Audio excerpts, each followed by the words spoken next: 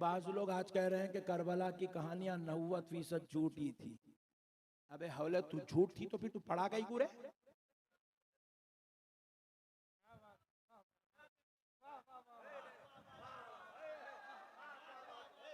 झूठी थी तो फिर तू सुना कहीं को? और ये झूठे फिर तेरे बड़े लोग ही सुनाए सो है। नहीं, तेरी अक्ल मर गई रे हौले। तू भी शिमर के इब्ने जियाद के जैसा हो गया, इसलिए ऐसे बातें कर रहा। और कहीं भी अच्छा झूठ है सच्चा है तू कैसा बोलता रे? तू वहां था। और हम जितने सुना रहे पूरे ऑथेंटिक किताबों में लिखा हुआ है। 1400 साल से तारीख इस बात पर गवाह है। अल्लाह की कसम हम जो सुना रहे हैं, हम एक बात भी अपने बाप दादा के घर से लाल किताब पीली किताब से नहीं सुनाए। हम वही सुनाए जो हमारे बुजुर्गों ने लिखा है, जो हमारे आकाओं ने लिखा है, जो हमारे सरकारों ने लिखा है, जो हमारे अहले बैत के लालों ने लिखा है। असल बात क्या है मालूम? ये नालायकों के दिल में बुग़्ज़ अहले बैत है। मुहर्रम आते ही ने लाल पीला ऊदा नीला अच्छा। फिर उसके बाद मैं देखा एक मेरे को, मैं आउटलेट पे बैठा हूँ तो मेरा एक मुरीद बेचारा लाके बता, हजरत इन्हें करबला के वाक़या झूठे बोल रहा और खुद फिर दूसरे स्टेज पे बैठ के क्या कर रहा, मुश्तजनी के बातें कर रहा। मेरे पास है वो भी वीडियो, आप बोले तो भेज देता हूँ आपको। स्टेजों पे बैठ के ये गंदे गंदे बातें कर रहा। वो करते ऐसा करते, हाथ लगाते मटकी लगाते, ऐसे बातें कर रहा स्टेजों पे बैठ के। उसको वायरल भी करा रहा डाल के। मैं बोला वारे खुदा तेरा फैसला। जिसके जुबानों पे जिक्र हुसैन नहीं आता तो उसको काका के जिक्र करवा देता। बोला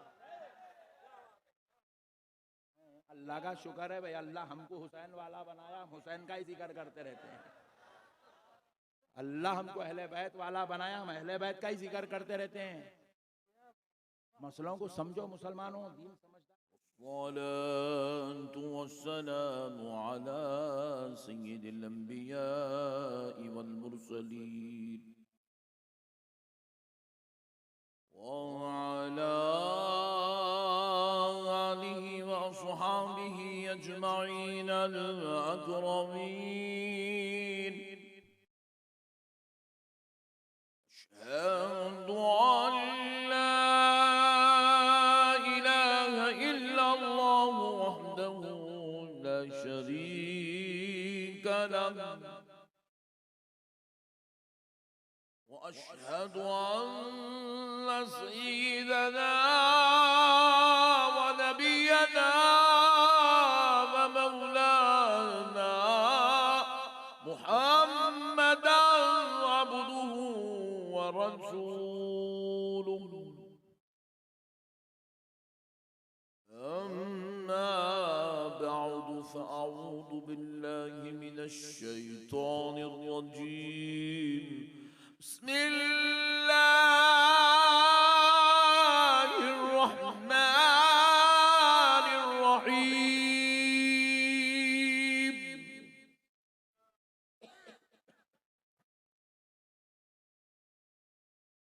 إنما يريد الله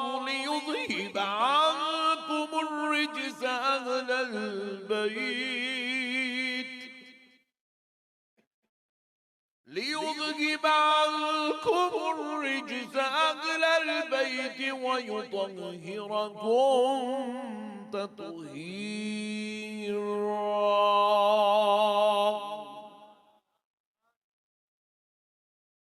صدق الله العظيم وبلغنا رسوله النبي الكريم ونحن على ذلك لمن الشاهدين والشاكرين والحمد لله والحمد لله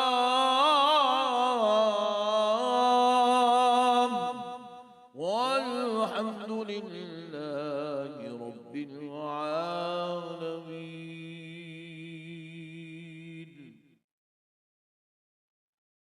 मुहतरम सामीन कराम, मुअज़्ज़ज़ बुज़ुर्ग हज़रात और नौजवान साथियों, बिलखुसूस स्टेज पर जलवा अफरोज़ जलीलुल क़दर उलमाए कराम, खुतबाए इज़ाम, नातख़ां हज़रात, दानिशवरान कौम व मिल्लत, मुहिब्बान अहले सुन्नत,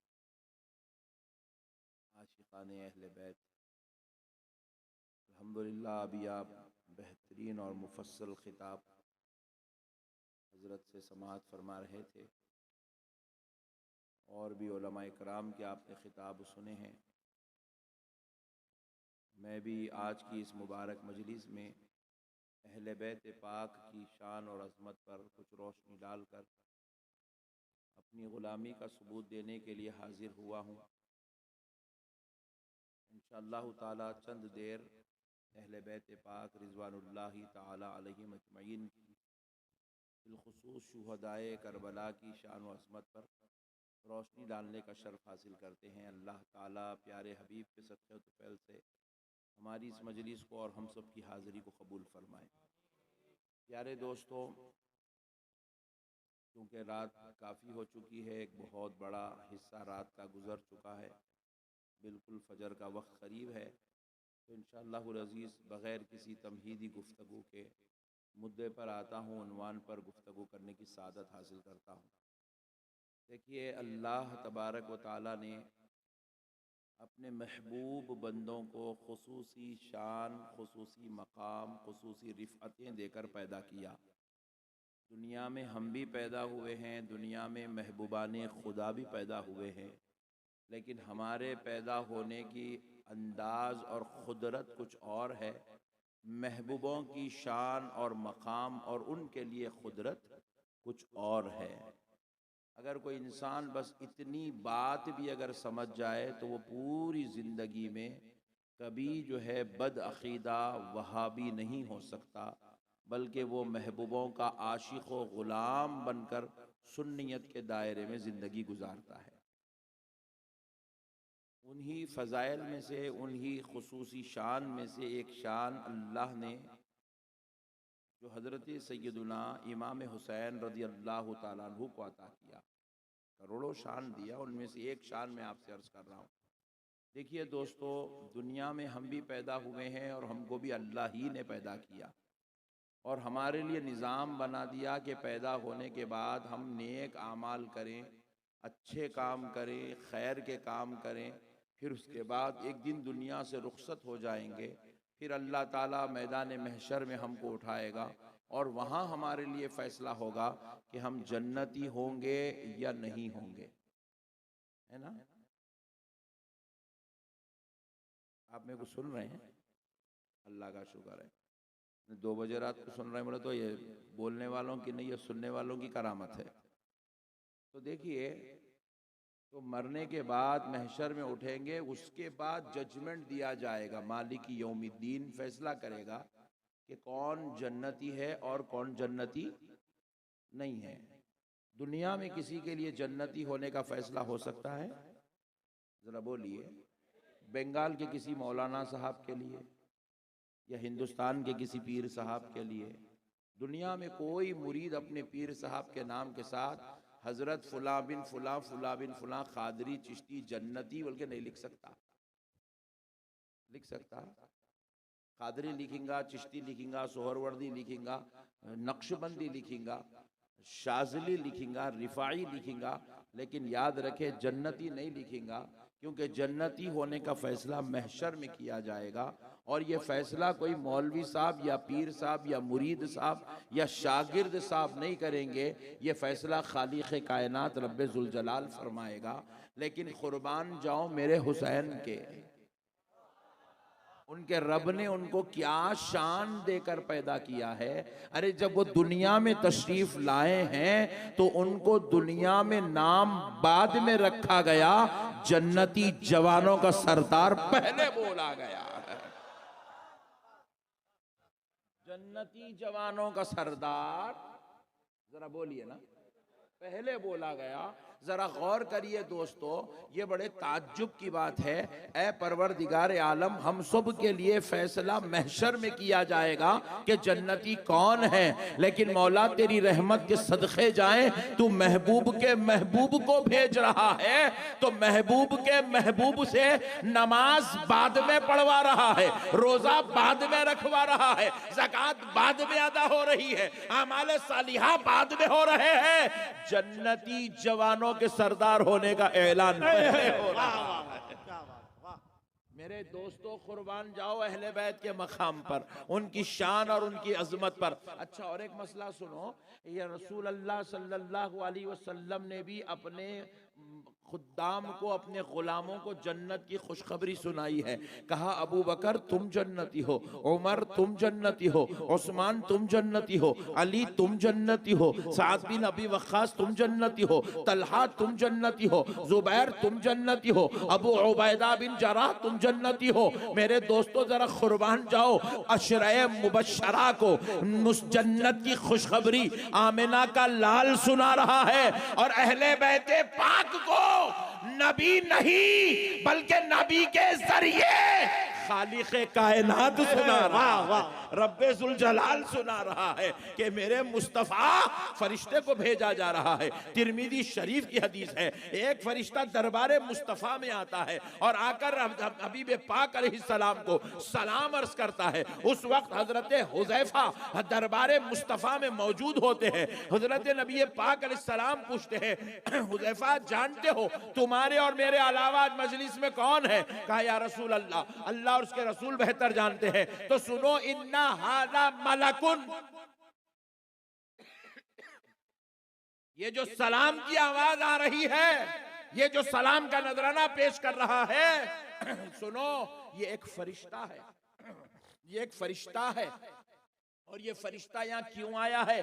वही उबश्शिरनी, ये मुझे खुशखबरी सुनाने आया है। किस बात की खुशखबरी सुनाने आया है, या क्या खुशखबरी देना चाहता है? और सुनो, ये अपनी मर्जी से नहीं आया है, इस्तअज़ना रब्बहू, ये अपने रब से इजाजत लेकर आया है। ये क्या खुशखबरी सुनाने आया है, ये किस बात की इजाजत लेकर आया है? तो हजरत नबी पाक अलैहिस्सलाम कहते हैं, ऐ हुज़ैफा सुनो, ये फरिश्ता कह रहा है, इन्नल हसना वल हुसैना सय्यिदा शबाबी अहलिल जन्ना व फातिमा सय्यिदतुन निसाई अहलिल जन्ना। ये मुझे खुशखबरी सुनाने आया है कि हसन और हुसैन जन्नती जवानों के सरदार है, और फातिमा जन्नती औरतों की सरदार है। अल्लाह ये खुशखबरी दे रहा है प्यारे मुस्तफा के जरिए।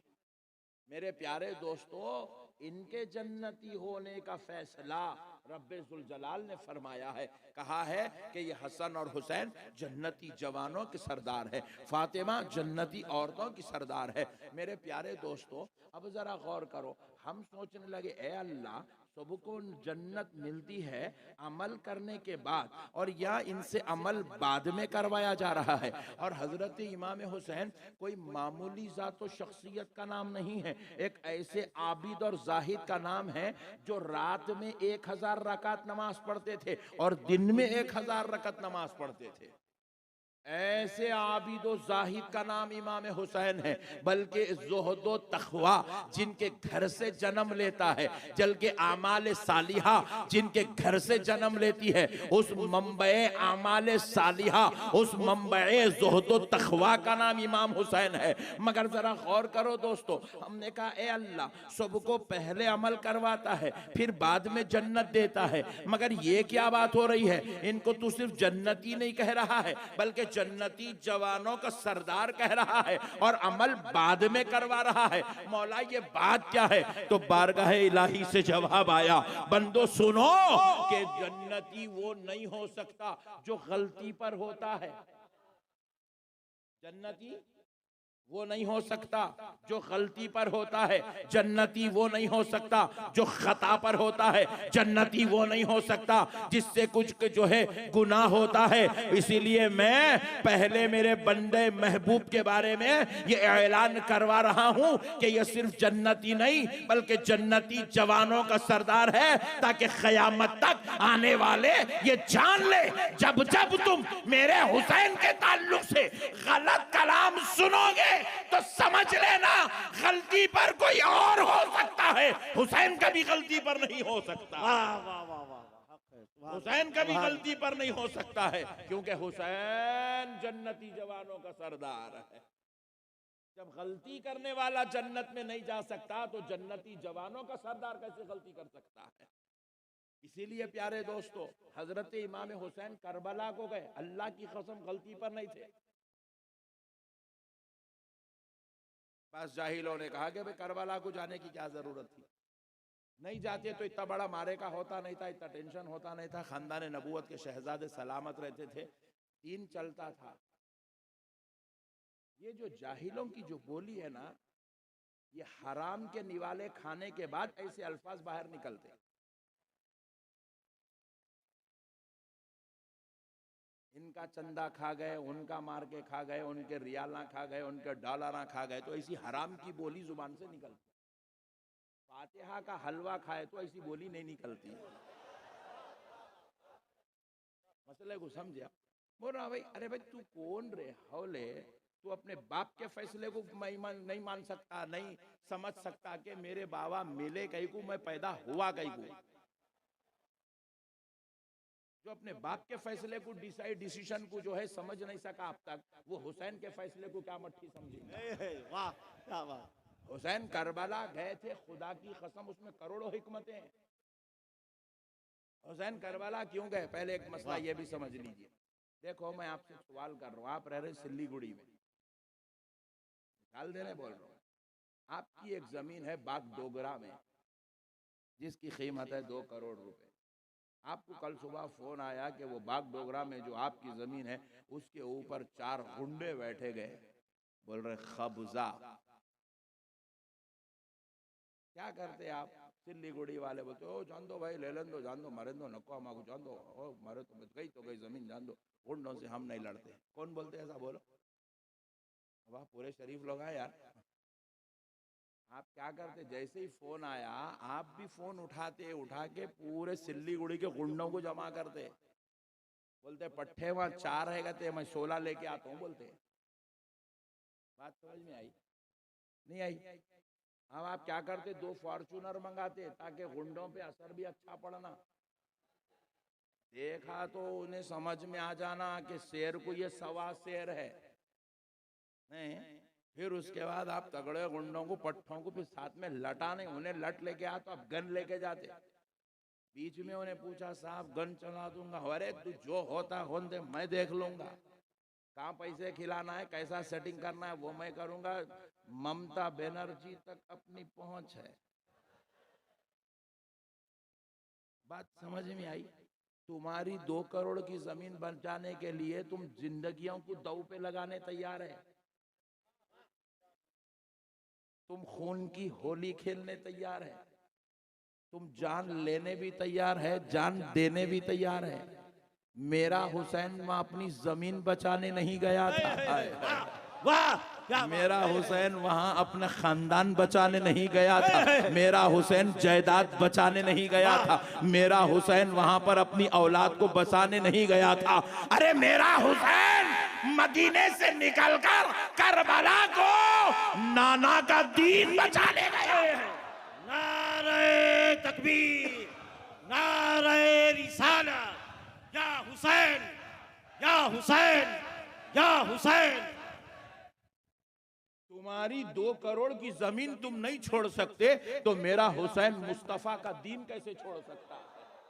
मेरा हुसैन रब का दीन कैसे छोड़ सकता है? मेरा हुसैन कुरान की बेअदबी को कैसे छोड़ सकता है? मेरा हुसैन इस्लाम की जो वहां पर खुराफात इस्लाम में पैदा हो रहे थे उन शरारतों को कैसे खामोश हो सकता है? अरे जब तुम अपनी जमीन नहीं छोड़ सकते तो मेरा हुसैन वो हुसैन जिसके नाना का दीन खुदा का दिया हुआ दीन है, जिसके नाना को अल्लाह ने क़यामत तक के लिए पैगंबर आखिरुज़्ज़मा बनाकर भेजा है, उस दीन को हुसैन मिटने कैसे दे सकता है। अच्छा, और एक मसला सुनो, तुम्हारी जमीन है बागडोगरा में, गुंडे बैठे बागडोगरा में कब्जा करने के लिए, और तुम यहाँ बैठ के बोल रहे हैं कि भाई जरा बचा लो, भाई बचा लो, भाई बचा लो। तुम बागडोगरा जाते नहीं, जमीन बचाते नहीं, खाली यहाँ बैठ के मीटिंग करे तो जमीन बचती। जोर से बोलो। लोग यही बोले मदीने में रहना था, करबला कहीं को। अबे बेवकूफ, दिन पे हमला करबला में हो रहा था, मदीने में नहीं हो रहा था। मदीने में तो अमन था, मदीने में सलामती थी, मदीने में तो सहबा का गहवारा था, मदीने में तो ताबईयों की राजधानी थी। इसीलिए हजरत हुसैन ने देखा मदीने में तो सुकून है, मक्के में अमन है। इख्तिलाफ कूफा में हो रहा है, इख्तिलाफ इराक में हो रहा है, इख्तिलाफ मुल्क शाम में हो रहा है, क्योंकि वहां पर यजीद अपनी शरारतों की जाल बिछाकर एक दो नहीं, 25-50 नहीं, हजारों लाखों मुसलमानों के ईमान को तबाह कर चुका है। अरे फिर ऐसे ऐसे लोगों को अपने शर में मुबतला कर लिया कि किसी के वालिद सहाबी थे, किसी के वालिद मुत्तकी थे, किसी के वालिद आशिक रसूल थे, किसी के वालिद नबी के जानिसार थे। वो ऐसे अजीमुल मर्तबत हस्तियों की नस्लों को यजीद अपनी शरारत में मुबतला कर चुका था। तो सोचो, जब बड़े बड़ों के बच्चों के साथ ये फितना इतना फैल गया तो आम लोगों का हशर क्या हो रहा था होगा, आम लोगों के साथ क्या जुल्म ज्यादती, कितनी फितनेबाजियां चल रही थी। क्योंकि यजीद तमाम गुनाहों के दरवाजे खोल चुका था। यजीद ऐलान कर चुका था कि तुम्हें आजादी दी जाती है कि जिस तरह चाहो जिंदगी गुजारो, तुम्हें नमाज छोड़ने पर सवाल नहीं किया जाएगा, जिना करने पर तुम्हारी गिरफ्त नहीं की जाएगी, शराब नोशी पर तुम्हारी तंबी नहीं की जाएगी, हर बुरे काम के ऊपर तुमसे सवाल नहीं किया जाएगा, और हर अच्छे काम को तुम्हें इजाजत है, मगर हर बुरे काम की भी तुम्हें इजाजत है। मगर जरा सोचो दोस्तों, जिसने दीन की धज्जियां उड़ाया, और ये वाकया हुजूर के 400 साल के बाद नहीं हो रहा था, रसूल अल्लाह के पर्दा फरमाने के 300 साल बाद नहीं हो रहा था, हुजूर के पर्दा फरमाने के सिर्फ 50 साल के बाद हो रहा था। कितने साल बाद? जोर से बोलिए। हुजूर दुनिया से रुखसत हुए 50 साल के बाद यजीद नाम का फितना जन्म लिया।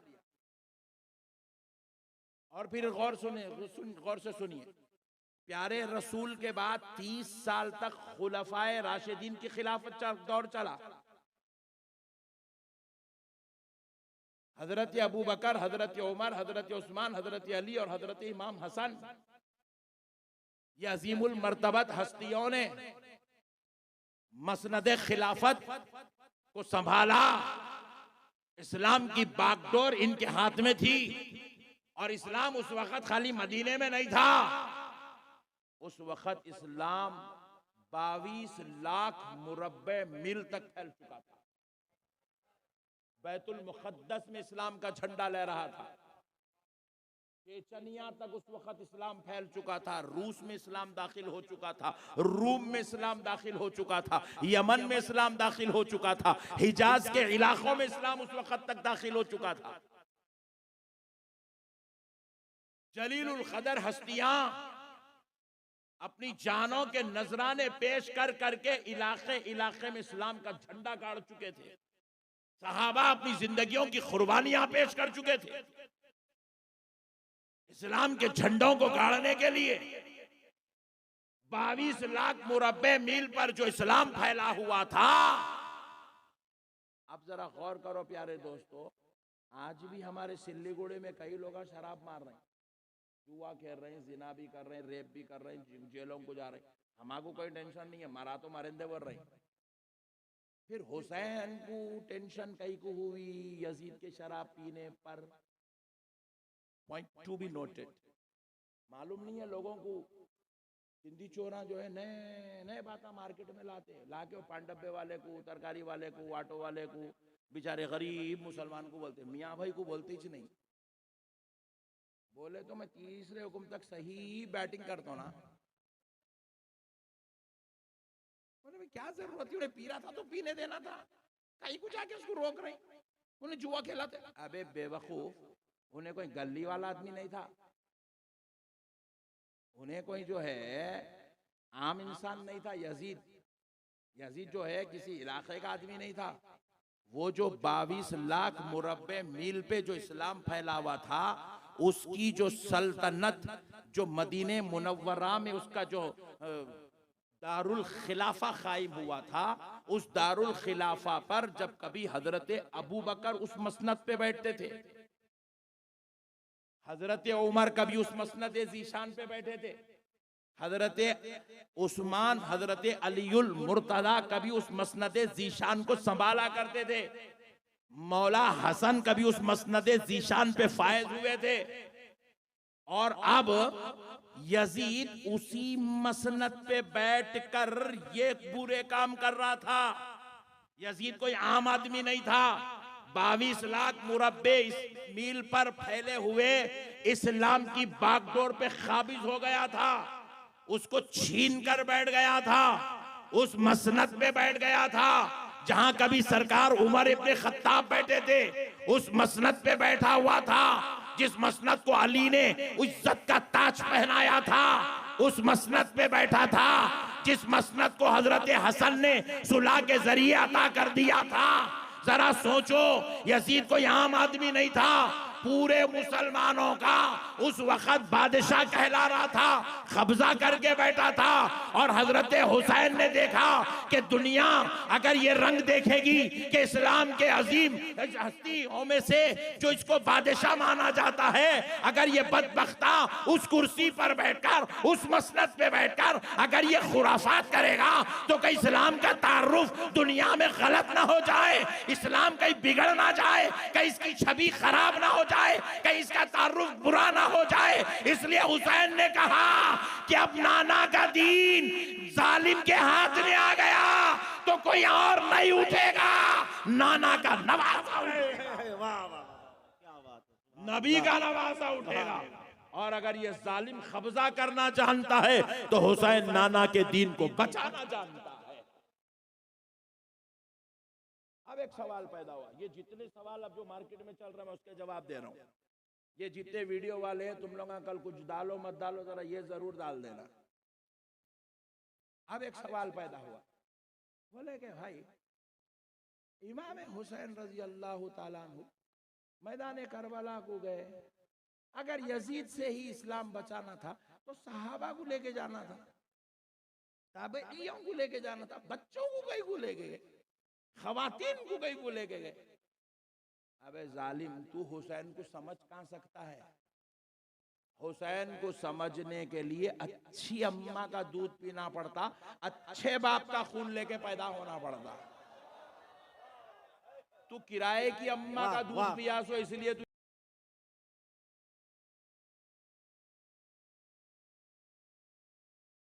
इसलिए तुझे हुसैन समझ में नहीं आता है।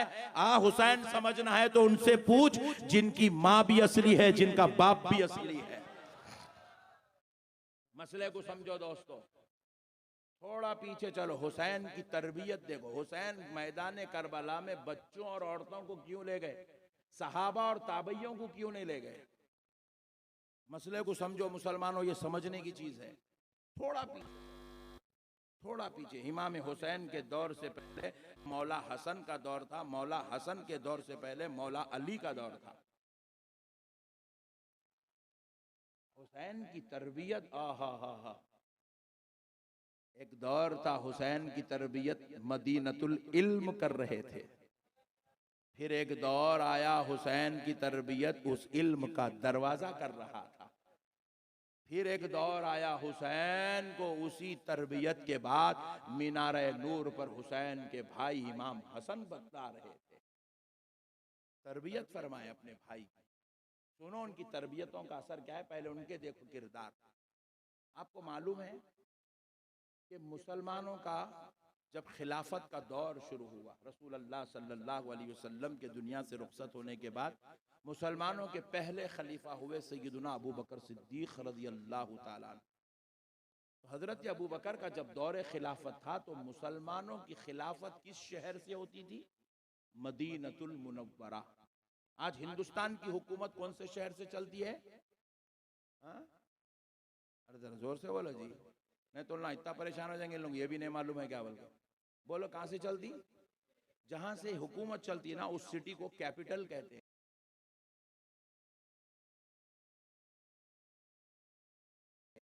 रसूल अल्लाह के बाद मदीने से सल्तनत चलने लगी इस्लाम की। मदीना मुसलमानों का दारुल खिलाफा हुआ। सैयदना अबू बकर सिद्दीक मसनदे खिलाफत पर बैठे।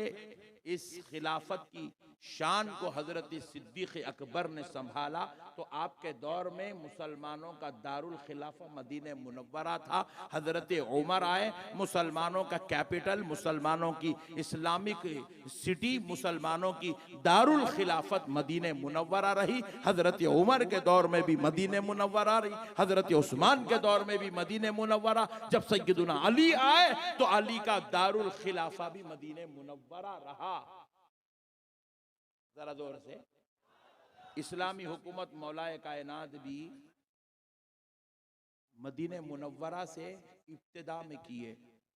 जरा एक लम्हे के लिए सोचो, तुम्हारी और मेरी आरजू क्या है?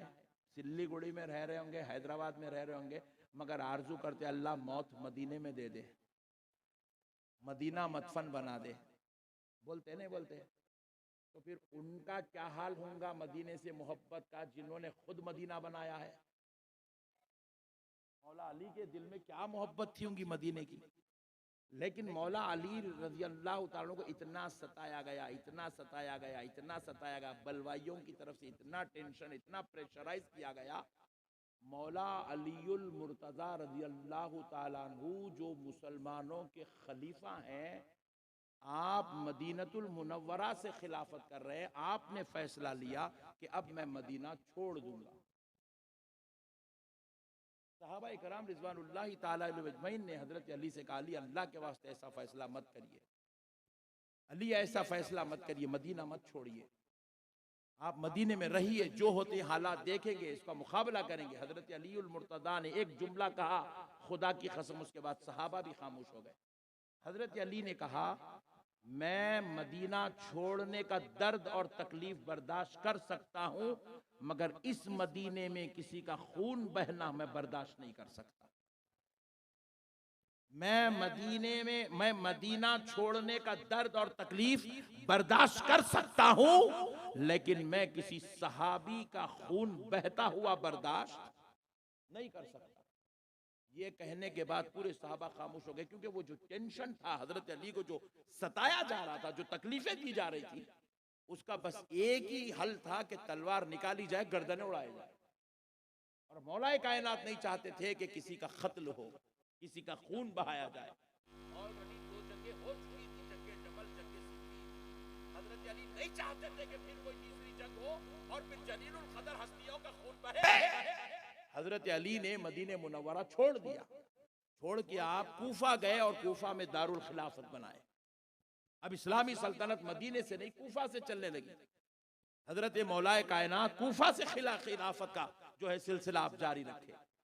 अब जरा गौर कीजिएगा, हजरत इमाम हुसैन को मौला अली दर्ज दे रहे हैं, बेटा मदीना भी छोड़ना पड़े तो छोड़ दो, मगर किसी की जान जाने मत दो, जानों का एहतराम करो। ये तरबियत थी हजरत मौला अली की, जो अपने बेटे हुसैन को दिए थे। और भाई सैयदना हसन रज़ी अल्लाह ताला अन्हु का दौर आया, फिर से इख्तिलाफात उरूज पे जाने लगे, टेंशन, मुसीबतों के बाजार गर्म होने लगे। तो हजरत इमाम हसन ने अपना खिलाफत हजरत अमीर मुआविया को दे दिया। देकर कहा, आप इसको संभालिए। लोगों ने कहा, हसन आप इसके मुस्तहिक हैं, इस मसनदे ज़ीशान पे आप बैठिए। तो हजरत हसन ने कहा, मैं हजरत मुआविया को खिलाफत देना बर्दाश्त तो कर सकता हूं, लेकिन आपसी इख्तिलाफात में किसी मुसलमान, किसी मोमिन, किसी सहाबी, किसी ताबई की जान जाए, मैं ये बर्दाश्त नहीं कर सकता। इसलिए हजरत इमाम हसन ने खिलाफत इस्लामिया को हजरत अमीर मुआविया को सुपुर्द कर दिया, ताकि किसी मोमिन की जान ना जाए। अब ये तरबियत हजरत इमाम हुसैन बाबा से भी सीख रहे हैं, अपने भाई जान से भी सीख रहे हैं। अब वक्त आया मौला हुसैन का। आप याद रखो, इमाम हुसैन जब मदीने से निकले करबला की तरफ तो दिन के उजालों में नहीं निकले, रात के अंधेरों में निकले, क्योंकि हुसैन जानते थे मैं इतना खानदान लेके जाऊंगा और मेरे चाहने वाले जब ये देखेंगे कि इमाम हुसैन पूरे खानदान को लेके जा रहे हैं तो मेरे चाहने वाले एक दो नहीं हजारों की तादाद में मेरे पीछे आ जाएंगे। हुसैन जानते थे कि अगर मैं करबला को सहाबा को लेकर जाऊंगा, ताबइयों को लेकर जाऊंगा तो यजीद के पास 22,000 का लश्कर होगा, मगर मैं 66,000 का लश्कर उसके मुकाबले में खड़ा कर सकता हूं। होगा क्या? बदले में उधर भी कलमा पढ़ने वालों का खून बहेगा, इधर भी कलमा पढ़ने वालों का खून बहेगा। हुसैन ने कहा इस दीन को बचाने के लिए अब किसी के खून की जरूरत नहीं। हुसैन अपना खून दे के खुद दीन मुस्तफा को बचाए। देना पड़े तो अली असगर का खून देगा, मगर हुसैन किसी सहाबी का खून बहने नहीं देगा। देना पड़े तो जवान 18 साल के अली अकबर का खून बहाएगा, मगर किसी ताबई का खून नहीं देगा। अगर देना पड़े जालिमों के जुल्म की ठंडक को ठंडक पहुंचाना पड़े तो खानदान नबूवत की शहजादियों को कैदी बना देगा, मगर किसी सहाबी की बेटी को यतीम और बेवा होने हुसैन नहीं देगा। ये फैसला था मौला हुसैन का। सहाबा की जान बचाने के लिए सहाबा को नहीं ले गए, ताबइयों की जान बचाने के लिए ताबइयों को नहीं ले गए, क्योंकि हुसैन जानते थे करबला में हम जान देंगे दीन बचाने के लिए। सहाबा और ताबइयों को छोड़ रहे हैं दीन चलाने के लिए। इमाम हुसैन रजी अल्लाह ताला अन्हु दिन में नहीं निकले, दिन में भी निकलते। अजी 1400 साल बाद दीवानों का ये हाल है तो उस वक्त के दीवानों का आलम क्या था होगा। दिन में भी निकलते तो हजारों का लश्कर हुसैन के पीछे होता। हुसैन ने देखा इशा की नमाज हो गई, सारे सहाबा ताबईन अपने घर को पहुंच गए और पहुंच के आराम कर रहे हैं, चिराग सबके घर बुझ चुके। हुसैन उस वक्त अपने घर से निकले, नाना जान रसूल अल्लाह के मज़ार अक़दस पे तशरीफ लाए, नाना जान की मज़ार को बोसा दिए, रसूल अल्लाह से दुआओं की गुजारिश करे। रसूल अल्लाह से हजरत इमाम हुसैन ने कहा नाना जान अब मैं जा रहा हूँ दीन मुस्तफ़ा की हिफाजत के लिए, दुआ फरमाइए कि हुसैन हर मैदान में साबित कदम रहे। रसूल अल्लाह की दुआओं को, अम्मा जान सैयदा फातिमतुज़ ज़हरा की दुआओं को, भाई हसन की दुआओं को लेकर हज़रत इमाम हुसैन उनकी ज़ियारतें, उनकी कदम बोसियाँ करके वहाँ से निकले और अब रात के अंधेरे में करबला गए। मेरे दोस्तों, इधर कौम को इत्तला होती उस वक़्त तक हुसैन काफ़ी बड़ा रास्ता तय कर चुके थे, किधर गए हैं किसी को खबर नहीं थी। दोस्तों मेरे अजीजों, बाज़ रिवायात में आता है कि हज़रत इमाम हुसैन को रोका गया, लेकिन हुसैन जानते थे कि हिकमत कुछ और है, मसलिहत खुदाबंदी कुछ और है। हज़रत हुसैन जानते थे कि बाज़ सहाबा उनको रोक रहे थे कि आप सफ़र मत करिएगा, आप सफ़र मत करिएगा। ये रोकना, ये मशवरा देना वो सहाबा का ईमानी तकाजा था और उनके मशवरों को हज़रत हुसैन इसलिए खामोशी इख्तियार कर रहे थे क्योंकि हुसैन जानते थे बचपन से मैं सुन रहा हूं मुझे जामे शहादत पीना है। मुझे बाबा ने कहा जामे शहादत पीना है, नाना जान ने कहा जामे शहादत पीना है, अम्मा जान ने कहा जामे शहादत पीना है, भाई जान ने कहा हुसैन को जामे शहादत पीना है। अब वो हुसैन जानते थे सहाबियों तुम्हारा मशवरा तुम्हारे ईमान का तकाजा है और मेरा यहां से सफर करना ये खुदा के फैसले का तकाजा है, ये मसलिहत खुदाबंदी है, ये हिकमत खुदाबंदी है। हुसैन को मदीने में रुकने के लिए पैदा नहीं किया गया, करबला में जामे शहादत पीने के लिए पैदा किया गया है। ये फैसले पहले से हो गए मेरे भाई, ये डिसीजन पहले से हो गया। ये रसूल अल्लाह के गोद में बैठे हुए आसमानों से जिब्रील जो है इनके लिए जोड़े ले आए। एक तरफ रसूल अल्लाह की मांडी में रसूल अल्लाह के बेटे बैठे हुए, दूसरी तरफ रसूल अल्लाह की मांडी पे इमाम हुसैन बैठे हुए। रसूल पाक अलैहिस्सलाम ने इमाम हुसैन के लिए शहादत वाला लिबास पसंद फरमाया। इनको बचपन से तालीम दी जा रही है तुमको शहीद होना है, तुमको शहीद होना है, तुमको शहीद होना है। मेरे प्यारे दोस्तों, तारीख अपनी जगह मुसल्लम है, अल्लाह की कसम, लेकिन हिकमत अपनी जगह मुसल्लम।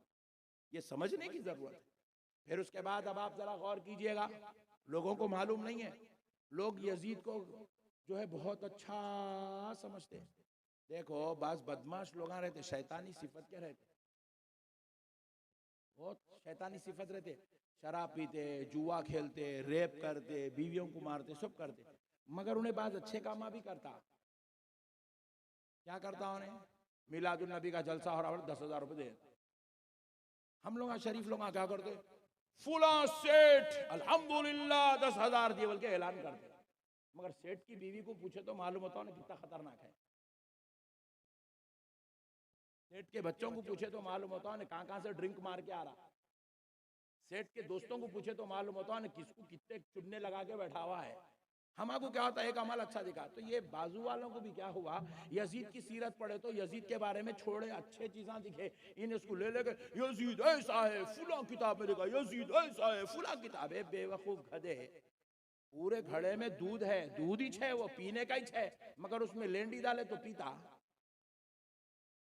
बोलो जी भाई, जोर से बोलो।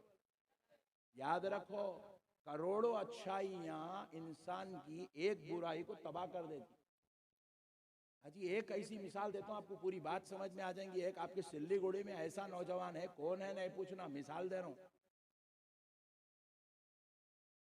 सिल्लीगुड़ी में एक ऐसा नौजवान है, नमाज भी पढ़ता, रोजा भी रखता, ज़कात भी देता, हज भी करता, जलसे में भी आता, नक्शबंदी साहब के आज के पूरे नजराना 19 दे रहा। समझो ऐसा है नहीं, मिसाल दे रहा हूं। खूब अच्छे काम करता, मगर घर में जाते कि अम्मा से भी लड़ रहा, बाबा से भी लड़ रहा, गाली गलौज कर रहा, बदतमीजी कर रहा। अब बोलो जन्नत में जाता? जोर से बोलो जी। अजी जो पैदा करके दूध पिलाए वो अम्मा के खिलाफ बोलने वाला जन्नत में नहीं जाता। नमाज पढ़ के माँ बाप के खिलाफ करके रोजे रख के जन्नत में नहीं जा सकते, माँ बाप की खिलाफ वर्जी करके हज करके जन्नत में नहीं जा सकते, जलसे करा के जन्नत में नहीं जा सकते। रसूल अल्लाह के खानदान को कत्ल करके हुकूमत करके जन्नत में जाता। बोलो मेरे भाई, यजीद का तारुफ नहीं है दीवानों को, क्या कि वो किताब में लिखा हुआ फुला दलील है, फुला किताब में यजीद अच्छा इंसान था। क्या करता रहे, बोले अच्छाई लेके, उसकी अच्छाइयों के साथ उसकी खतरनाक बुराइयां भी देख। आपको एक बात बताऊं तो आप ताज्जुब में पड़ जाएंगे। यजीद का असली तारुफ वाक़े करबला के बाद यजीद के खिलाफ मदीने मुनव्वरा में एहतजाज शुरू हुआ। अपने पास भी नहीं होता, गवर्नमेंट बीजेपी के खिलाफ एहतजाज करते नहीं करते। क्या करती बीजेपी आके, क्या करती, थोड़ा बहुत घड़ा तोड़ लेके जाके जेलों में डाल देती इतना ही। मगर यजीद क्या करा मालूम? यजीद के खिलाफ मदीने में एहतजाज हुआ। जैसे ही एहतजाज हुआ तो यजीद मदीने के गवर्नर को ऑर्डर दिया कि मैं यहाँ से फौज भेज रहा हूँ, वो पूरे मदीने वालों को पनिशमेंट दो, सजा दो, उनको कोड़े मारो, और मदीने को 3 दिन के लिए पूरी फौज के ऊपर हलाल कर दो। मदीने के खवातीन बच्चों के ऊपर फौज को छोड़ दिया गया, मर्दों को अलग करके कुंवारी बच्चियों के साथ यजीद की फौज जिना करी, रेप करी। जब फौज वापस हुई कुछ महीनों के बाद, मदीने की 3,000 लड़कियां प्रेग्नेंट हो चुकी। मदीने की। ऐसे मनहूस जालिम इंसान का नाम यजीद है।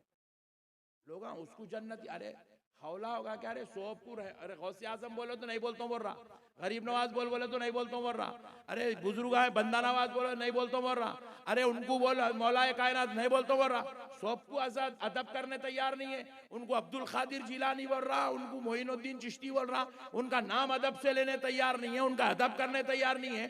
बेवकूफ जितने बड़े बड़े लोग हैं उनकी इज्जत करने तैयार नहीं है, सबके खिलाफ बोल रहा। और जा जाके वो मलऊन को, मरदूद को उसकी खबर में से उठा के लगे हजरत यजीद रहमतुल्लाह अलैह बोल रहा। अरे मैं बोला वाक़े तू किराए का है रे, तू पड़ोसी का है। पूरी कायनात के अच्छे लोगों को मानने को तैयार नहीं है। अलमदद या गौस बोले तो शिरक है बोल रहा, या मुईनुद्दीन चिश्ती बोले तो हराम है बोल रहा, उरूस बोले तो नाजायज है बोल रहा, फातिहा बोले तो बिदात है बोल रहा, सलाम बोले तो शिरक है बोल रहा। अरे अल्लाह के बाद किसी और के नाम लिए तो सब कुछ शिर्क है बोल रहा, और खुद जाके वो मलून को मरदूद को उठा के लाके अपना बाप बोल रहा। अजीब और गरीब कौम है भाई, ये अजीब पागलों का इलाका है। असल बात क्या है, हकीकत यही है, देखो सही बोल रहा हूं मैं आपको, असली खून रहा तो असली चीज अंदर उतरते। खून पाक होना, खून पाक हुआ तो क्या होता, रसूल पाक समझ में आते। खून पाक हुआ तो क्या होता, अहले बैते पाक समझ में आते। वाह वाह वाह। खून पाक हुआ तो क्या होता, कुरान पाक समझ में आता। खून पाक हुआ तो गौसे पाक समझ में आते। खून पाक हुआ तो ख्वाजा पाक समझ में वाह आते। वाह वाह वाह, क्या बात। ये पूरा ये पाक होना, इसीलिए अल्लाह ताला क्या बोले, वयुतहिरकुम तत्हीरा, हमने अहले बैत को पाक करके पैदा किया। वाह। अब पाक लोग पाक लोगों को समझ में आते, नापाक लोगों को समझ में नहीं आते। तो इसीलिए पाक बिस्तरों पे पैदा होना जरूरी है अहले बैत पाक को समझने के लिए। ये पंजे तने पाक को समझने के लिए पाक होना जरूरी है। मेरे दोस्तों, अब मसले को समझो। यजीद कोई मामूली आदमी नहीं था, वो इतनी बड़ी 22 लाख मुरब्बे मील की सल्तनत पे कब्जा करके बैठ गया था। उस वक्त बादशाह कहला रहा था वो, लोग उसको अपना इस्लामी सल्तनत का बादशाह मान चुके थे। बस बेवकूफ उसको अमीरुल मोमिनीन कह रहे थे, बाज लोग उसको खलीफतुल मुस्लिमीन कह रहे थे, बाज लोग उसको खलीफा मानते थे। अरे मेरे भाई, यजीद जब करबला के मैदान में फौज भेजा तो कई 25-50 हजार 2000 आदमी नहीं आए थे, 22,000 का लश्कर आया था। तो क्या पता चला, वो 22,000 जो यजीद के लश्कर में आए थे उसमें एक भी यहूदी नहीं था, एक भी ईसाई नहीं था, एक मजूसी नहीं था, एक मुशरिक नहीं था, एक झाड़ या जानवर की परस्तिश करने वाला नहीं था। वो 22,000 के 22,000 ला इलाहा इल्लल्लाह मुहम्मदुर रसूलुल्लाह के पढ़ने वाले थे। यजीद का फितना इतना खतरनाक फैल चुका था कि 22,000 लोग यजीद के फितने में मुब्तला हो गए थे। आपको और एक बात बताऊं तो आप ताज्जुब में पड़ जाएंगे। सरकार इमाम हसन की गर्दन पे जो मलऊन शिमर खंजर चलाया, उन्हें हाफिज कुरान था। शिमर हाफिज कुरान था। और इब्ने जियाद, आपको बता दूं, इब्ने जियाद कोई गैर नहीं था। इमाम हुसैन को कत्ल करने के लिए कोई जॉर्डन से, अमेरिका से, जो है इजराइल से किसी किराए के गुंडे को नहीं बुलाया गया। कौन था इब्ने जियाद? सुनेंगे तो आप ताज्जुब में पड़ जाएंगे। इब्ने जियाद वो पूरे मारिका करबला का जिम्मेदार बनाया गया, सिपह सालार बनाया गया। वो बदबख्ता यजीद का खास चेला था। यजीद के पास क्या करा, मैदान करबला से एक लेटर लिखा। यहां पर आपको एक बात समझा दूंगा, हुसैनी और यजीदी, अल्लाह ताला ने करबला से जो डिक्लेरेशन किया है, जो फैसला किया है कि जन्नती कौन होते हैं, जहन्नमी कौन होते हैं, ये फैसला करबला में हो रहा है। आप इसको समझिएगा गौर से, बड़ी बात समझा रहा हूं आपको। इब्ने जियाद क्या करा, यजीद के पास एक लेटर लिखा। यजीद क्योंकि मुल्क शाम में था, ये मुल्क इराक में था। इराक करबला से इन एक लेटर लिखा यजीद को मुल्क शाम में कि मेरे 5 लोग, मेरे खानदान के 5 लोग हुसैन के काफिले में हैं। मैं चाहता हूं कि उन 5 लोगों को अमन दे दिया जाए। आप इस फरमान पर अगर मुहर लगा देंगे, उनके अमन का फरमान जारी करके मुहर लगा देंगे, मैं उनको वो अमान का फरमान देकर यहां से मदीना रवाना कर दूंगा। इब्ने जियाद बोल रहा, मेरे खानदान के 5 लोग हैं बोल रहा। इब्ने जियाद का तारुफ करा रहा हूं मैं आपको। तो क्या करा यजीद, इब्ने जियाद खास चेला है, इसकी बात सुन के अच्छी बात है, बल्कि 5 लोगों के नामों पे स्टैंप लगा दिया, मुहर लगा के वापस भेज दिया। इन्हें ले लिया, वो 5 लोगों का फरमान ले लेके अब आया हजरत इमाम हुसैन के काफिले में। इब्ने जियाद आया। कहाँ आया? कौन से खैमे में आया? उस खैमे में आया जहां हजरत अब्बास अलंबरदार थे।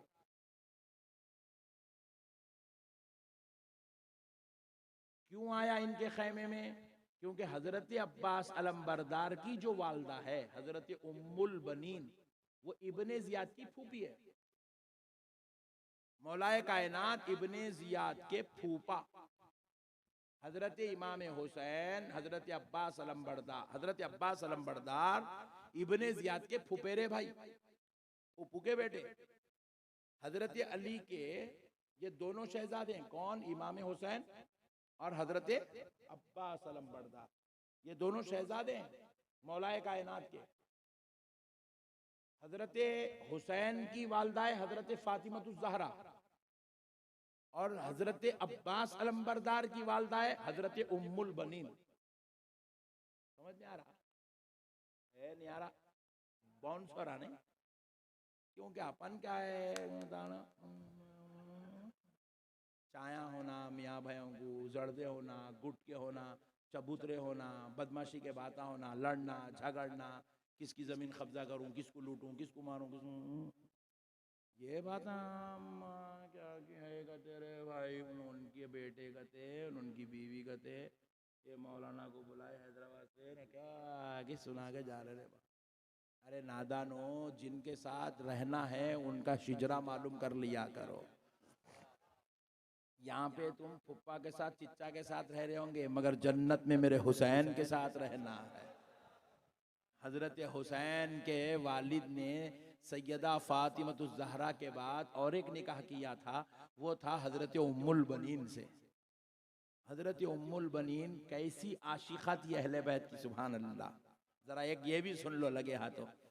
हजरत इमाम हसन इमाम हुसैन के घर जब हजरत उम्मुल बनीन हजरत अली की ज़ौजा बनकर तशरीफ लाई, हजरत इमाम हसन इमाम हुसैन हजरत ज़ैनब की सौतेली माँ बन के आई, तो खुदा की कसम पूरी जिंदगी हजरत उम्मुल बनीन ने इमाम हसन हुसैन को बेटा कह के नहीं पुकारा। पूरी जिंदगी बेटा कह के नहीं पुकारा। लोगों ने कहा आपका हक है, वो आपके शौहर के बच्चे, आप बेटा कहो। बोले अल्लाह की कसम मैंने बेटा नहीं कह सकती। क्या कहती थी फिर? मौला हसन मौला हुसैन कह के पुकारती, मौला कह के पुकारती। लोगों ने पूछा तुम माँ हो और अपने बेटों को मौला कहती हो? बोले हाँ, मैं माँ जरूर हूँ रिश्ते में, मगर खुदा की कसम मैं उनकी वो माँ नहीं बन सकती जो सैयदा फातिमतुज ज़हरा उनकी। अल्लाह, ऐसी वो माँ हो के भी उनका इतना अदब करती थी, वो सौतेली माँ होकर भी वो इनसे इतना अदब लिहाज रखती थी। तो अब ये इब्ने जियाद मलऊन क्या किया, खैमे में आया फूफी के पास, हजरत अब्बास के खैमे में। हजरत उम्मुल बनीन है वहाँ, और हजरत अब्बास के और 3 भाई है, एक का नाम अबू बकर, एक का नाम उमर है और एक का नाम अब्दुल्ला है। ये चारों भाई मैदान करबला में हैं और उनकी वालदा 5।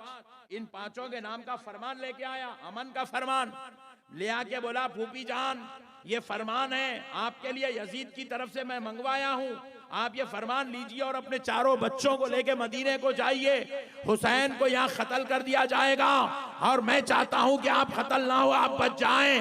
हजरत अब्बास अलंबरदार तलवार खींचे, इब्ने जियाद की गर्दन पे रख के पूछे, अरे बदबख्ते बता, तू हुसैन को कत्ल तो करना चाहता है तो अब्बास को क्यों बचाना चाहता है? उम्मुल बनीन को, उनके शहजादों को क्यों बताना चाहता है? तो इब्ने जियाद ने कहा इसलिए कि ये मेरी फूफी है, तुम मेरे फुफेरे भाई हो, तुम मेरा खानदान हो, इसलिए बचाना चाहता हूं। तो अब्बास रज़ी अल्लाह तआला अन्हु ने कहा अरे जालिम, मैं तो तेरी फूफी का बेटा हूं, तो तू मुझे जामे शहादत पीता हुआ नहीं देख सकता। वो हुसैन मेरे बाबा का बेटा है। वाह वाह वाह वाह, क्या बात। मैं उस हुसैन को तन्हा यहाँ पर जामे शहादत पीते हुए कैसे देख सकता? निकल जाए यहाँ से। ये कहते हुए फरमान को फाड़ दिया। हजरत उम्मुल बनीन वो फरमान छीनी, चूल्हे में डाल के उसको आग लगा दी। कहा जालिम यहाँ से निकाल दिया गया और कहा सुन, हुसैन पर आने से पहले अब्बास के सीने पे से गुजरना पड़ेगा। नारे तकबीर, नारे रिसालत, नारे हैदरी, या हुसैन, या हुसैन, या हुसैन। मसलों को समझो मुसलमानों। कलमा इब्ने जियाद भी पढ़ रहा था, कलमा अब्बास भी पढ़ रहे थे, नमाज इब्ने जियाद भी पढ़ रहा था, नमाज हजरत अब्बास अलमबरदार भी पढ़ रहे थे। मगर मसला क्या है, ये नमाज और कलमे के बाद ये आशिकों के सरदार, ये जन्नतियों के इमाम हो गए, और इब्ने जियाद मलून, मरदूद, लानती, जहन्नमी कुत्ता हो गया। वजह क्या है? नमाज तो वहां भी थी, रोजा भी वहां भी था, तिलावत तो वहां भी था, कलमा भी वहां भी था, मगर फिर जहन्नमी, मरदूद, लानती कैसे बना? तो जवाब मिला, अब्बास हुसैन वाले हो गए, तो आशिकों के इमाम जन्नत के सरदारों में से हो गए। और यजीद और इब्ने जियाद नमाज और कलमे के बाद भी बुग़्ज़े अहले बैत की वजह से दोज़ख के कुत्ते हो गए। बुग़्ज़े अहले बैत की वजह से। अभी जैसे हमारे हजरत क़िबला ने पहली बार हजरत से मुलाकात हुई, नाम मुझे नहीं मालूम, अल्लाह इस शहजादे को सलामत रखे। बड़ा प्यारी बात कहे कि बाज़ लोग आज कह रहे हैं कि करबला की कहानियां 90% झूठी थी। अबे हौले, तू झूठ थी तो फिर तू पढ़ा कहीं पूरे?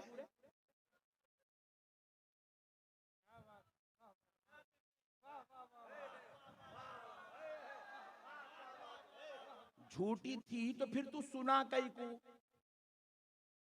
और ये झूठे फिर तेरे बड़े लोग ही सुनाए सो है।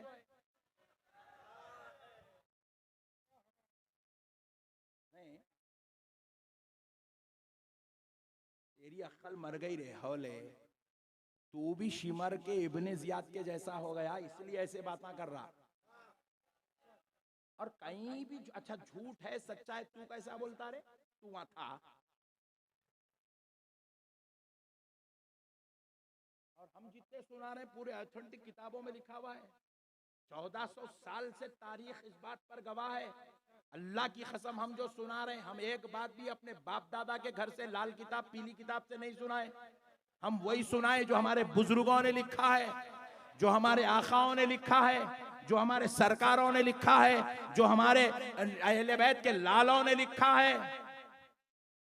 असल बात क्या है मालूम? ये नालायकों के दिल में बुग़्ज़ अहले बैत है।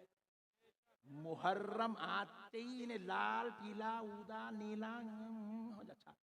फिर उसके बाद मैं देखा, एक मेरे को, मैं होटले पे बैठा हूँ तो मेरा एक मुरीद बेचारा लाके बता, हजरत इन्हें करबला के वाक़या झूठे बोल रहा, और खुद फिर दूसरे स्टेज पे बैठ के क्या कर रहा, मुश्तजनी के बातें कर रहा। मेरे पास है वो भी वीडियो, आप बोले तो भेज देता हूँ आपको। स्टेजों पे बैठ के ये गंदे गंदे बातें कर रहा, वो करते ऐसा करते, हाथ लगाते, मट्टी लगाते, ऐसे बातें कर रहा स्टेजों पे बैठ के। उसको वायरल भी करा रहा डाल के। मैं बोला वारे खुदा तेरा फैसला, जिसके जुबानों पे जिक्र हुसैन नहीं आता तो उसको काका के जिक्र करवा देता। बोला अल्लाह का शुक्र है भाई, अल्लाह हमको हुसैन वाला बनाया, हुसैन का ही जिक्र करते रहते हैं। अल्लाह हमको अहले बैत वाला बनाया, हम अहले बैत का ही जिक्र करते रहते हैं। मसलों को समझो मुसलमानों, दीन समझदारी का नाम है, जज्बात में नहीं। सन्नू तू बैठ, नाथ खां को रुका दिया, अली अली अली अली अली अली अली, कई पूरे तेरे को इतना बुग़्ज़ अली के नाम से। उन्हें अली अली अली अली कर रहा तो उसकन से माइक छीन ले रही, ईको छीन ले रही, सब छीन ले रही। ईको भी लाए सो तुम लोग, माइका लाए सो वाले तुम लोग, ये मॉनिटर सामने रखने वाले तुम लोग, उसको सेटिंग सिखाने वाले तुम लोग। तुम लोगों के गाने गाए तक बेटा पूरे सेटिंग अच्छे थे, अली अली बोलते कि सेटिंग पूरे खराब हो जाते। ये बुग़्ज़ अहले बैत है, ये बुग़्ज़ अहले बैत। और याद रखो, बुग़्ज़ अहले बैत मरदूद भी कर देता है, मलून भी कर देता है। अरे बेवकूफ, उन्हें सहाबी का बेटा होके जन्नती नहीं हो सका, तू चिंदी चोर ज़कात का मौलवी तू कैसे जन्नती हो सका? क्या बात है, वाह क्या बात है, वाह। बुग़्ज़ अहले बैत मौत है, मौत। बुग़्ज़ अहले बैत कुफ्र है लोगों, अल्लाह का वास्ता। इसीलिए तो हुजूर ने क्या कहा, जिसने हुसनैन से मोहब्बत की उसने मुझसे मोहब्बत की, जिसने इनसे बुग़्ज़ रखा उसने मुझसे बुग़्ज़ रखा। बुग़्ज़ अहले बैत खुदा की कसम सिर्फ बुग़्ज़ अहले बैत नहीं, बुग़्ज़ रसूलुल्लाह है। और जो बुग़्ज़ रसूलुल्लाह में मुब्तला हो जाए, अल्लाह की कसम पूरी जिंदगी काबे का तवाफ भी करा तो वो जन्नती नहीं हो सकता। मेरे भाइयों, मसलों को समझो, दीन समझदारी का नाम है। हम तो बोल रहे हैं मोइन में बैठे हुए इन्हों बेचारे बाद में आए, इन्हों पढ़े तो मैं पूरी रात बैठ के सुनता था, खाली सुनाओ जी, अली अली सुनाओ बस खाली। ये मोमिनों के लिए दिल की तस्कीन है, हमारे ईमान की चाशनी लज्जत है। अरे हमारे दिलों को ठंडक मिलती है जिक्र अहले बैत से। हम मौला हुसैन का नाम भी सुन लेते ना, खुदा की कसम हमारे ईमान को जो है एक दर्जा बुलंदी नसीब हो जाती है। मेरे प्यारे दोस्तों, मसलों को समझो, दीन समझदारी का नाम है। हजरत अब्बास अलमबरदार, अमन का फरमान आ गया भाई, फाड़ के फेंक दिए, गर्दन पे रखे, अपना भाई है, मुंबेरा भाई है, गर्दन पे तलवार रख के बोले, बेवकूफ, तेरे मेरे ये दूर के रिश्ते की वजह से तू अगर मुझे बताना चाहता है तो फिर मैं उनको कैसे छोड़ूं जिसका बाबा और मेरा बाबा एक है। जामे शहादत नोश कर लिए, दोनों बाजू कटवा लिए, गर्दन कटवा लिए, मगर खुदा की कसम मौला हुसैन को छोड़ना पसंद नहीं करे। अल्लाह ने उनकी इस वफा को देखा तो खुदा की कसम अल्लाह ने उनके जिक्र को हुसैन के जिक्र से जोड़ दिया। जब जब जिक्र हुसैन होता रहेगा, क़यामत की सुबह तक जिक्र अब्बास अलमबरदार भी होता रहेगा। मसलों को समझो मुसलमानों, दीन समझदारी का नाम। जाहिलों के जो है सोहबतों में बैठकर अपनी आखिरत को बर्बाद मत करो। ये बागी हैं, इनके दिलों में बुग़्ज़ अहले बैत है। इनकी आवाज़ जब उठी, इनके फतवे जब चले, सैयदों के खिलाफ चले, आले नबी के खिलाफ इनके कदम उठे, सादात इकराम को इन्होंने नौज़ बिल्लाह रुसवा किया, इन्होंने नौज़ बिल्लाह अजमेर के उस मुक़द्दस बारगाह को जाने से लोगों को रोका। मेरे प्यारे दोस्तों, मसलों को समझो, दीन समझदारी का नाम है। आओ दोस्तों, सरकार इमाम हुसैन पर लोग सवाल करते, वो कहीं को करे, ये तू क्या समझता रहे हौले इमाम हुसैन को। देखो, इमाम हुसैन बच्चों को क्यों ले आए, औरतों को क्यों, इसमें हिकमत है। हिकमत समझो क्या हिकमत, ये तो तय था ना भाई। देखो, अब मेरा कल सुबह घर को जाना तय है, बोर्डिंग पास भी आ गया। सुभान अल्लाह बोलो जी, ऐसा घूर के देख रहे हैं क्या, जाने नहीं देते हैं क्या। बोर्डिंग पास आ गया, डिसाइडेड है, टिकट बन गई, डिसाइडेड है। सुबह में लेके जाने के लिए कार वाले को बोल दे, मियाँ तुम्हारी जिम्मेदारी, लेके जाके नक्शबंदी साहब को एयरपोर्ट को छोड़ के आना, डिसाइडेड है। खुदा की कसम हमारा कल सुबह का जैसा डिसाइडेड है ना, इमाम हुसैन का करबला में शहीद होना भी वैसे ही डिसाइडेड था। वो मंजिल से हुसैन को गुजरना ही गुजरना है, गुजरना ही गुजरना है, गुजरना ही गुजरना है। अब वो कई को गुजरे वो भी बता दो इंशाल्लाह। पहले ये मसला समझो, बच्चों को क्यों ले आए, खवातीन को क्यों ले आए, ये खुदा की कसम ये मेरे हुसैन की हिकमत थी, और उस हिकमत पर मेरी जान कुर्बान। हिकमत थी इमाम हुसैन की, क्या हिकमत थी, ये समझने के लिए अल्लाह के वलियों की जूतियां उठाना पड़ता, सादात इकराम की जो है बारगाहों में जानू अदब तय करना पड़ता। तो ये मसले, ये हिकमतें समझ में आती, वो मैं आपसे अर्ज कर रहा हूँ, सुनिए।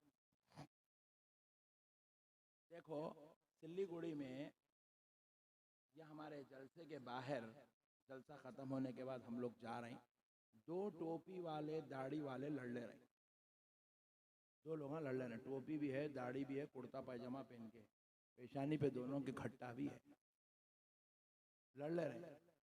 तो आप लोग बोले, अरे दोनों कहीं को लड़ ले रहे हैं, कहीं को लड़ ले, कहीं को लड़ ले रहे, बोल के आप लोग बीच में जाते जरा हूँ करे बात।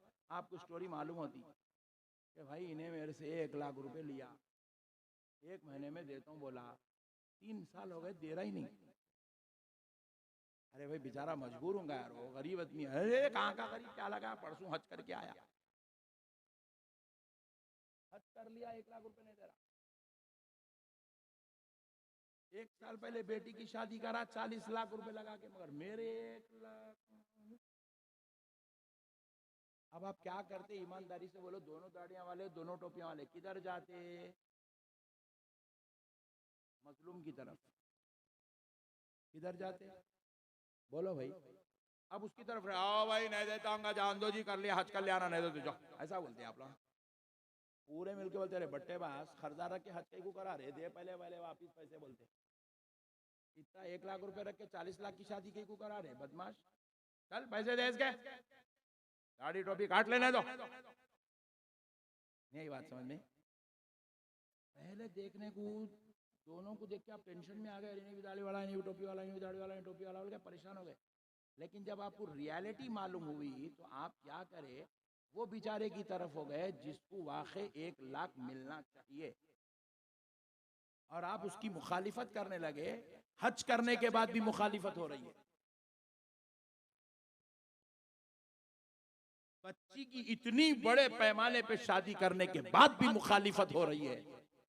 बोले सोभूंगा मियाँ, पहले तू अपना हक अदा कर, पहले इनका कर्जा लिया वापिस दे, बोलते आप।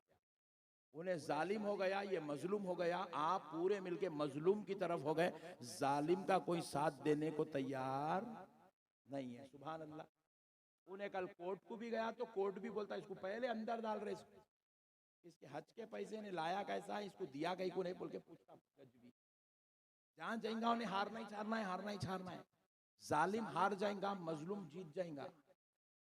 हुसैन भी क्या करे, हिकमतन अली असगर को लेके आए। दुनिया परेशान थी, नमाजी इधर भी है, नमाजी इधर भी है, इधर अली का बच्चा है, इधर सहाबी का बच्चा है।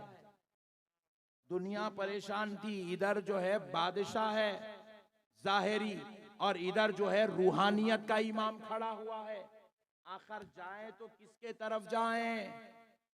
22,000 तो उधर गए, हमको किधर जाना है? क़यामत तक आने वाले मोमिनों को डिसाइड करना था, तो हुसैन ने अली असगर को मैदान करबला में भेजा ताकि यजीद का असली चेहरा सामने आ जाए, इब्ने जियाद की पोल खुल जाए, शिमर की हकीकत दुनिया को मालूम हो जाए। 22,000 के लश्कर की मक्कारी, शरारत, जलालत दुनिया देख ले कि दुनिया वालों, इस यजीद को झगड़ा था तो मुझसे था, इख्तिलाफ मुझसे था, बैत मुझसे चाहता था, लेकिन सुनो, इसने मेरे 6 माह के लाडले प्यारे वो अली असगर जो रसूल अल्लाह का नस्ल पाक है, जिस पर आले मोहम्मद कहकर नमाज में दरूद पढ़ा जाता है, वो आले मोहम्मद 2.5 दिन से प्यासा है। मैं इसको पानी के लिए यजीदियों के पास भेज रहा हूँ। ऐ ज़ैनुल आबिदीन, मेरे अली असगर को ले जाओ, उनसे कहे कि इसको पानी पिलाए। जब सरकार सज्जिदुना ज़ैनुल आबिदीन हजरत अब्बास अलमबर हजरत अली असगर को लेकर मैदान करबला में गए, यजीदियों से कहा, जालिमो, ये बच्चे ने तो तुम्हारा कुछ नहीं बिगाड़ा, पानी पिला दो। तो जालिमों ने अब पानी पिलाने के बजाय इतनी तीर बरसाई कि तीरे आकर हजरत अली असगर के हलक में धंस गई। दुनिया देख रही है हक किधर है, जालिम कौन है, मजलूम कौन है, नाहक कौन है। नमाजी तो दोनों है, मुत्तकी भी इधर भी है, मुत्तकी उधर भी है, हाफिज कुरान इधर भी है, हाफिज कुरान इधर भी है, नबी का नवासा इधर है, सहाबी का बेटा उधर है। दुनिया परेशान है जजमेंट के लिए, फैसला करने के लिए कि जाए तो किधर। तो अली असगर ने तीरों को सीने पे, हलक पे बर्दाश्त करके यजीदियों की हकीकत को दुनिया पे आश्कार कर दिया। अब सारी दुनिया क़यामत तक आने वाले कहने लगे हम मर जाएंगे मगर यजीद के साथ नहीं जाएंगे, क्योंकि यजीद जालिम है। हुसैन, ये हिकमत थी इमाम हुसैन की। इसलिए आज पूरे बंगाल के अंदर हुसैन नाम के करोड़ों मिल जाएंगे, लाखों मिल जाएंगे, हजारों मिल जाएंगे, मगर यजीद नाम का एक नहीं मिलेगा। मिलेगा। ये फैसला मेरे हुसैन का था, ये हिकमत मेरे हुसैन की थी, क्योंकि यजीद नाम का फितना पैदा हुआ ना। तो इस फितने को खत्म करने के लिए लोगों के दिलों से यजीद की मोहब्बत निकालना जरूरी था, नफरत पैदा करना जरूरी था। इसलिए हुसैन ने अली अकबर को देकर यजीदियों का असली चेहरा दिखा दिया, अली असगर को पेश करके यजीदियों का असली चेहरा दिखा दिया। और फिर हिकमत हुसैन देखो, ये तो करबला में हुआ। शाम वालों को नहीं मालूम था कि करबला में हुसैन के साथ क्या क्या हो रहा है, और यजीद कितनी गंदी हरकतें कर रहा है, कितना बड़ा जालिम है, कितना शरीर है, कितना बदखसलत है, कितना बदमिजाज है, कितना मनहूस तबीयत का है। नहीं मालूम था तो अब हुसैन खवातीन को ले आए ताकि पता चल जाए यजीद की असलियत क्या है। खानदान नबूवत की शहजादियों को पैरों में बेड़ियां डालकर, हाथों में हथकड़ियां डालकर, सरों से चादरें निकालकर यजीदियों ने जब करबला से मुल्क शाम तक चलाया, दमिश्क तक, तो यहां से लेके वहां तक सारी दुनिया ने देख लिया कि खानदान नबूवत के साथ इतना बदसलूकी करने वाला अल्लाह की कसम हक पे नहीं हो सकता। सारे लोगों के जहनों में यजीद के लिए अब नफरत पैदा हो गई। हुसैन ने कहा यह हक हमारा है, हम करेंगे, यह हक हमारा है। वो एक शेर है ना, आले नबी का काम था, आले नबी ही कर गए, आले नबी का काम था, आले नबी ही कर गए, कोई न लिख सका अदीब ऐसी किताब रेत पर। इनका ही हक था, इन्होंने मुकाबला कर सकते थे उस मलून मरदूद का, और उन्होंने मुकाबला किया हिकमत के साथ। मसलियत हजरत हुसैन को मालूम था कि मेरे बाद खानदान नबूवत की शहजादियों के साथ ये सुलूक होगा, और यही सुलूक यजीद के खात्मे का सबब बनेगा। यही सुलूक यजीद की जो है क़यामत तक आने वाले लोगों के बीच में यजीद का फितना खत्म हो जाएगा। सुनो मुसलमानों, ये काम इमाम हुसैन का था। बड़ी बात समझाने चाह रहा हूं, बिल्कुल आखिरी बात सुन लो, ईमान ताज़ा हो जाएगा। इसके बाद बात खत्म करते हैं। उम्मीद करता हूं कि आप इन बातों को समझेंगे इंशाअल्लाह। देखो दोस्तों, माशाअल्लाह 3 बजने आ गए, 3:15 को आपको छोड़ दूंगा इंशाअल्लाह। देखो, सरकार इमाम हुसैन रज़ी अल्लाह ताला अन्हु मैदान करबला में आए, एक एक करके सारे 72 नुफूस खुदसिया को जाम शहादत नोश करवाए। अब बारी आई सरकार इमाम हुसैन, मौला हुसैन जाम शहादत पीने के लिए मैदान करबला में आए। 360 तलवार, खंजर और तीरों के जख्म जिस्म हुसैन पे हैं। अल्लाहु अकबर, कितने? 360 जख्म जिस्म मुबारक पर हैं मौला हुसैन। सरकार सय्यदुना इमाम हुसैन अलैहिस्सलाम उन 360 जिस्म पर जख्मों के साथ जब देखे कि वक्त नमाज हुआ, तो आप नमाज के लिए आपने तलवार रोकी और आप नमाज में मशगूल हुए। शिमर मलऊन ने देखा कि अब ये सजदे में गए हैं, तो उसने सजदे में इमाम हुसैन का सरे मुबारक देखकर खंजर चलाने लगा, खंजर चलाने लगा। खूने हुसैन जमीन पर गिरने ही वाला था। अहले तरीक़त सूफिया फरमाते हैं, अल्लाह ने उस खूने हुसैन को दस्ते अक़दस में संभाला। कहा, हुसैन हुसैन, हम वो रब हैं जो 2 रकत सजदे करने वालों को भी, 2 रकत पढ़ने वालों, 2 रकत के सजदे करने वालों को जजा दिए बगैर मस्जिद से जाने नहीं देते। 2 रकत के सजदे हो गए तो जजा दिए बगैर हम उनको घर जाने नहीं देते। हुसैन, तुमने तो पूरा खानदान लुटा दिया। हुसैन, बताओ इन कुर्बानियों और इस खून के बदले में तुम्हें क्या चाहिए?